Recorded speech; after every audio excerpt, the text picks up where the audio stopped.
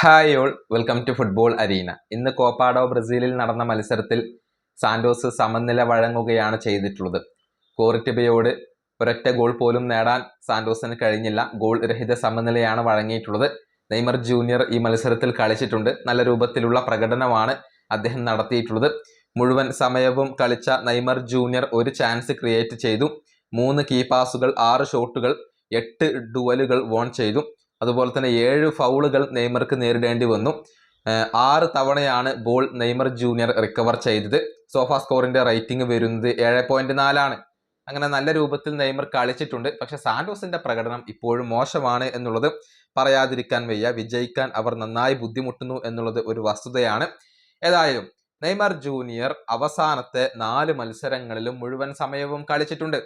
സാന്റോസിന് വേണ്ടി 11 ദിവസത്തിനിടെ 400 മിനിറ്റിലധികമാണ് Neymar junior കളിച്ചിട്ടുള്ളത്. അതൊരു ശുഭ സൂചനയാണ്.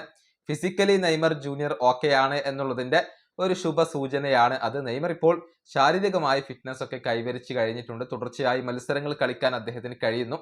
പക്ഷേ സാന്റോസ് വിജയിക്കുന്നില്ല എന്നുള്ളത് ആരാധകരെ സംബന്ധിച്ചിടത്തോളം നിരാശ നൽകുന്ന ഒരു കാര്യമാണ്. ഏതായാലും ഇനിയിപ്പോൾ അടുത്ത മത്സരത്തിൽ നെയ്മർ ജൂനിയർക്ക് വിശ്രമമാണ്. ഏപ്രിൽ 26-ാം തീയതി പുലർച്ചെ ബാഹിയക്കെതിരെ ഒരു മത്സരം സാന്റോസ് കളിക്കുന്നുണ്ട്. ആ മത്സരത്തിൽ നെയ്മർ ജൂനിയർ ഉണ്ടാവില്ല എന്നുള്ളത് മാധ്യമങ്ങൾ സ്ഥിരീകരിച്ചിട്ടുണ്ട്. അതിനുശേഷം കോപ്പ സുഡാമേരിക്കാനയിൽ സാൻ ലോറൻസോ എന്ന ക്ലബിനെതിരെ സാന്റോസ് കളിക്കുന്നുണ്ട്. ആ മത്സരത്തിൽ നെയ്മർ ജൂനിയർ തിരിച്ചെത്തും. പിന്നീട് പാൽമറാസിനെതിരെയാണ് ഒരു മത്സരം. അത് മെയ് 3-ാം തീയതിയാണ്. ആർട്ടിഫിഷ്യൽ ടർഫിലാണ്, സിന്തറ്റിക് ടർഫിലാണ്. അതുകൊണ്ട് തന്നെ നെയ്മർ ജൂനിയർ കളിച്ചേക്കില്ല എന്നാണ് അറിയാൻ സാധിക്കുന്നത്. ഏതായാലും അടുത്ത മത്സരത്തിൽ നെയ്മർ ജൂനിയറെ ആരാധകർക്ക് കാണാൻ കഴിഞ്ഞേക്കില്ല. ഈ വീഡിയോയുടെ അവസാനിപ്പിക്കുന്നു. അടുത്തൊരു വീണ്ടും കാണാം.